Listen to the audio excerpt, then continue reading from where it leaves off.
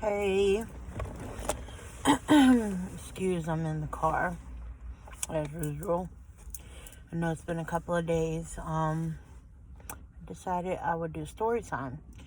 A few people were asking me, like, what is my disability, and excuse my hair too. I need to get my hair done. But and excuse me if I bounce around a lot. You know my mind ain't right. Hope y'all can see me. But yeah, so a few people were asking me what is my disabilities and like what all am I dealing with, basically. So I figured I'll go ahead and talk about it. Okay, so I guess I would start with the first thing. Well, it's not the first. It's just as many of you know. If you don't know, then yeah, I used to have cancer, and by the grace of God, I don't anymore.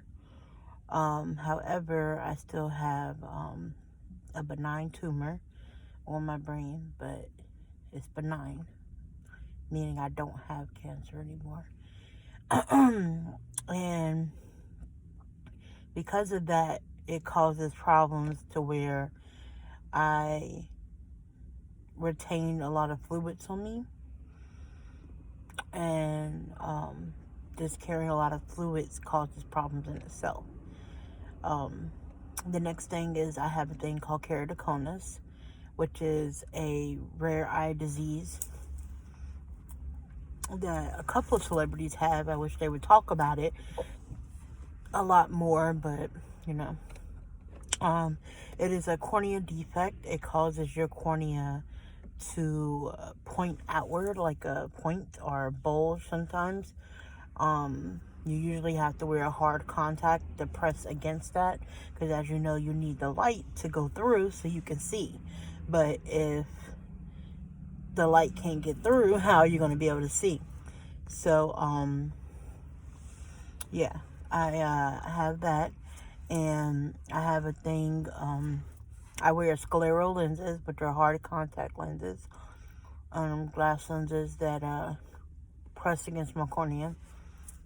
I'll do a video one day so y'all can see the process of putting them in and out. But it's really a headache, and they don't have a lot of air pockets in them, so they always fog up, and they get a lot of I call it goo, but I guess it's like protein buildup, and it's just such a headache. But yeah. So, but thank God I can see out of both eyes now. Like, hey, and I might look a little cross-eyed because this eye is really, really severe. But I can see out of it. Like, yeah. Anyways, after years of not being able to see, my journey with keratoconus, I had eventually lost my sight. I couldn't see. I eventually had to raise up money and get angel donations by the grace of good Lord. And all this while I had cancer also. I went to Dr. Brian Boxer-Walkler. I thank you so very much. I went to him and he changed my life. I went from not seeing to be able to see shapes and colors and stuff to now I can drive again and see. I was a photography major. I absolutely love to see, as most people, you know, if you were born seeing and then having your sight taken away from you, it's extremely hard. Not saying that the people who are born not seeing, you know, aren't going through stuff, but it's extremely hard when you are born seeing and then for you not to be able to see all of a sudden and have to trust people, and you have to literally learn how to live again, literally. Just walking to your kitchen or the bathroom, or not to mention outside, like that's just yeah. So I went through quite a bit, and but thankfully I have my eyesight back now. It's a struggle every day, but I would take this struggle with these contacts. It took forever to finally get contacts. That's another story time. It was a whole process of getting them. Um, I would take the struggle any day just so I could be able to see. Um, I also have a thing called intracranial endofocal. I can't pronounce the words. Basically, it's IIH, which is also known as pseudotumor cerebrae. Basically, it's built up fluid that acts cancerous on my brain as well. Um, I have problem. Okay, so keratoconus causes you to have halos, glare, triple, double vision, if not more. It causes you to lose your eyesight. It causes pressure in your eye. It causes a lot of problem with your eyesight, and it can cause pain in your eye. Now, IIH or PTC, pseudotumor, that also causes the same symptoms, and then it also causes fluid on you, and use way too much brain fluid. It can drown your brain.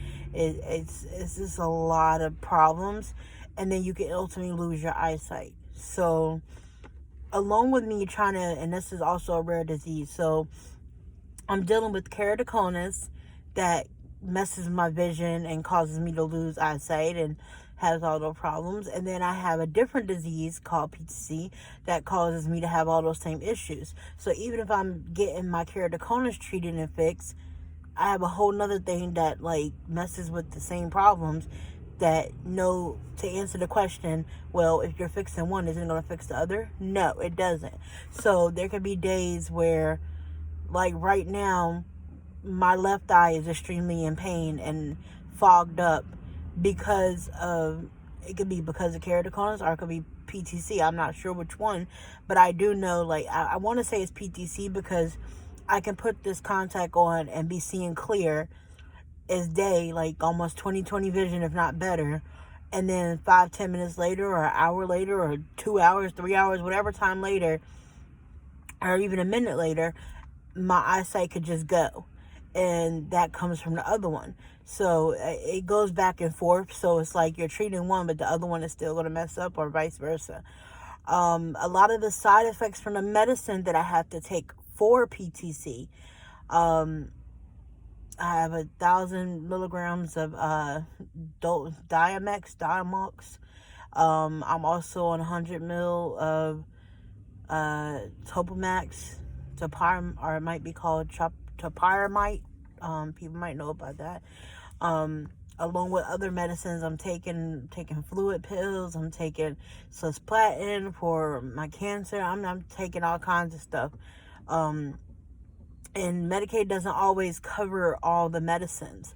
And then because I have so many rare disease, Medicaid, gives you, and I have Medicaid because I don't have Blue Cross no more, because I'm on disability now. And Medicaid, let's say for instance in my eyes, my eye drops, I have to have special eye drops to put in my eye, then another special eye drop to put inside the contact to put that in my eye. And Medicaid only allows a certain amount per thing. And I can actually show you what they come in. Oh, I have one right here. This little tube right here. This is it. This little tiny tube. And there's a little bit of liquid I have. I don't know if you can see it. Okay, there you go. See the little tiny tube. I save every little drop because throughout the day I have to put them in my eye to keep re-wetting the contact, which I'll bring the camera closer and so you can see it. But yeah, so I have to keep re-wetting it to throughout the day. But that tube, I have to fill not only the contact case up with those, because that's what the contacts have to go in after you take them out the cleaner. Then I have to fill the actual contact up to put it in my eye. And then you also gotta, re-wet your eye and stuff throughout the day. I can't use regular re-wetting drops because the way these contacts are made is scleral glass ones. So I can't use just regular re-wetting drops because it smears and, it just messes it up. So I have to use that, which is a sodium something. And then With the IIH, it just causes pressure and all kinds of stuff. It also causes swelling and stuff. So my face right now, I don't know if you guys can tell, is extremely big.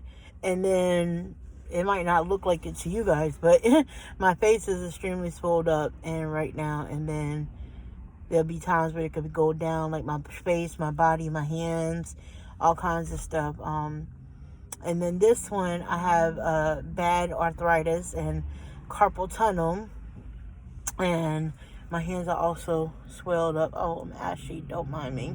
But my hands are kind of swollen. I don't know if you could tell, but yeah. I also have, I just the other day ruptured a disc in my back because I was standing and doing hair. And I guess I just stood too long and I ended up messing up my back and ruptured a disc in my back. So it kind of keeps me from sleeping and stuff. And I already couldn't sleep because of the IH. I have massive migraines. I get migraines from keratoconus and I get migraines from IH. It's just like, so I live with a constant migraine 24/7. Even right now I have one. It's just that I become so numb to the basic migraine that like it's just a constant throb and it feels like someone's squeezing my head and then pulsating it like this on my brain, and I'm just so used to that it just, I ignore that and just live with it. But then when it becomes like this and someone's squeezing and pulsating but then banging at the same time on top of my head and the front and back, like I can't live with that. And that happens quite often, especially lately. It's been happening more than usual. What else? I also have, the asthma and stuff like that. I have asthma, I have a heart murmur, I have keratoconus, I have PTC, I have carpal tunnel, I have arthritis, and I just ruptured a disc in my back. So I'm going through quite a bit, but guess what? I'm breathing, and I thank God every day. So I'm not going to complain, but I just did a quick video just to tell you guys a little bit about some of the stuff I have. And I'm on like 14 different medicines. Actually, they just gave me 2 more, so it's 16 different medicines now. So, but I guess the best thing is, like, if you want to know more about certain diseases, especially the invisible ones and the rare ones, then definitely comment down below. Please make sure you subscribe. I'm gonna try to stay on top of videos and stuff and bring you some pranks and stuff from my family. I'm gonna introduce them. My mom is also sick, but she's doing much, much better. She has diabetes and stuff. And then I have a brother who's going through some stuff.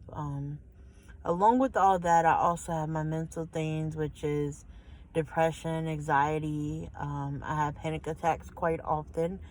I'm actually proud of myself. I guess this medicine they put me on is actually working, because normally I would have started getting very, emotional and having a panic attack talking about this stuff, because my diseases are really frustrating and overwhelming, and it messes with your life. Like, not only do you can't see and go at certain times because you got to wear the contacts for a certain amount of hours, and then they got to clean for a certain amount of hours, but you also got to be able to afford all the stuff for the contacts, the cleaning solution, this, that, and then you also got to be able to afford all the stuff for PTC and the stuff from when you're helping your family and trying to take care of yourself, and disability doesn't really pay you like that.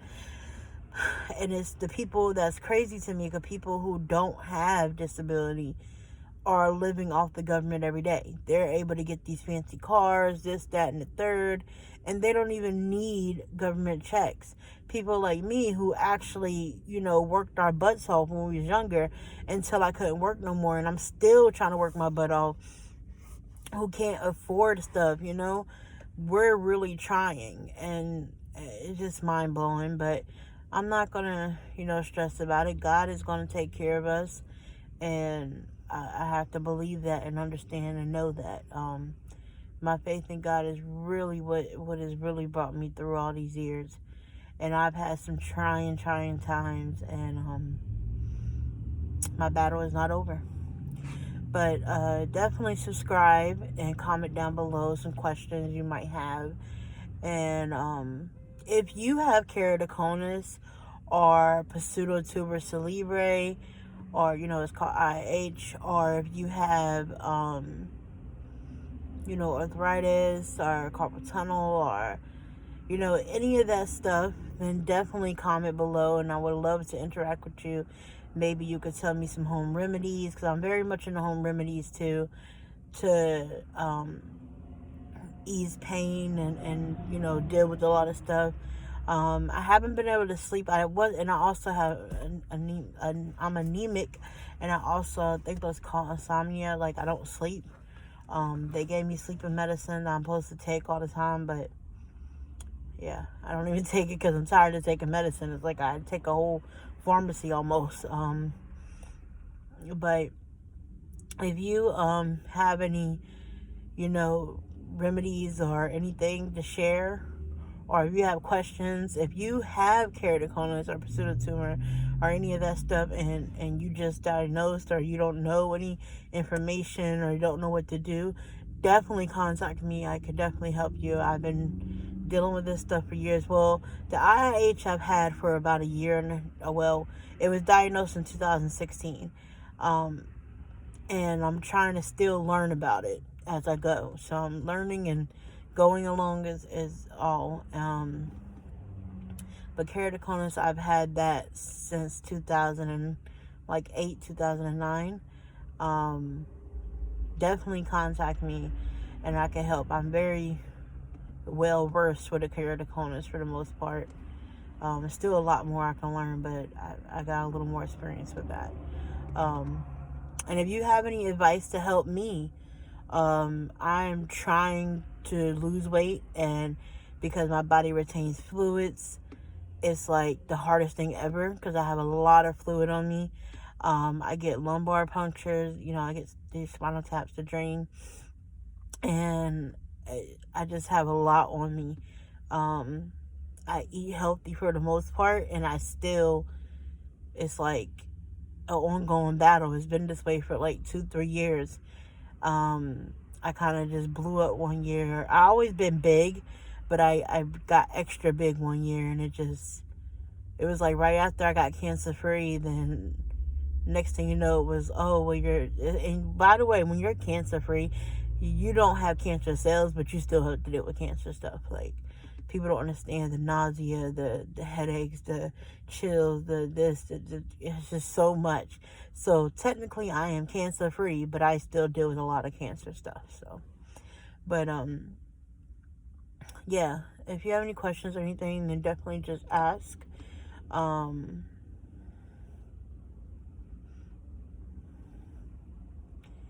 I guess that's about it. Yeah, just ask away. Peace.